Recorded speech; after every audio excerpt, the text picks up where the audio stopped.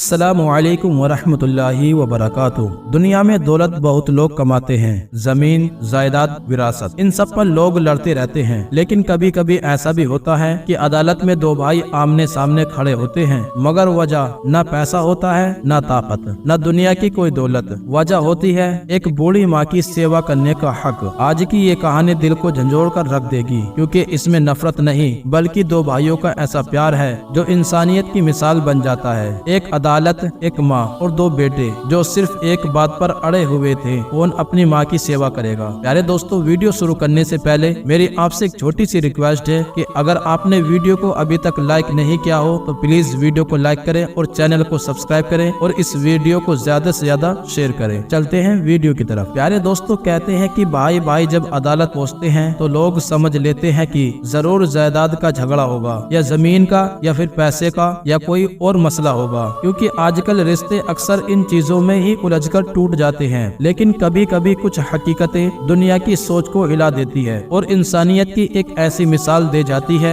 जिसे सुनकर दिल चिर जाता है। सऊदी अरब में रहने वाले एक बुजुर्ग इंसान हिजाम अल गामदी पहली बार अदालत की दहलीज पर पहुंचे, लेकिन उनके चेहरे पर न कोई गुस्सा था, न कोई शिकवा, न कोई लालच, बस एक अजीब सी बेबसी और दर्द था। लोगों ने सोचा था जरूर भाइयों के बीच जमीन का मामला होगा, लेकिन हकीकत इससे बिल्कुल उल्टी थी। हिजाम अपने छोटे भाई के खिलाफ एक ऐसे मामले में खड़े थे जिसमें न पैसा था, न जायदाद, न कोई दुनिया की दौलत। मामला था अपनी बूढ़ी माँ कमजोर की सेवा करने का हक। ये सुनकर अदालत में सन्नाटा छा गया। हिजाम आगे बढ़े, उनकी आंखों में आंसू थे और दिल में अजीब सी कशमकश। उन्होंने कांपती आवाज में कहा, जज साहब, मैंने बचपन से आज तक अपनी माँ की खिदमत की है। उन्होंने मेरी जिंदगी संवार दी। अब मैं चाहूँ भी तो उनकी एक सांसें भी उनसे दूर नहीं कर सकता। मेरी माँ मेरी जन्नत है। उनकी बातें अदालत की दीवारों से टकराकर हर दिल में उतरती चली गई। लेकिन छोटे भाई भी पीछे नहीं था। वो अपने बड़े भाई की इज्जत करता था, लेकिन उसकी अपनी तड़प थी। उसने कहा, जज साहब, भाईजान अब खुद बुजुर्ग हो चुके हैं, उनकी सेहत पहले जैसी नहीं रही। मैं चाहता हूँ कि वो आराम करे। अब मेरी जिम्मेदारी है कि माँ की सेवा मैं करूँगा। मैं अपनी माँ को अपने हाथों से संभालना चाहता हूँ। जज और अदालत दोनों हैरान थे। आजकल भाई नफरत की एक चिंगारी पर गट टूट जाते हैं, लेकिन यहाँ दो भाई एक माँ की खिदमत के लिए एक दूसरे से लड़ रहे थे।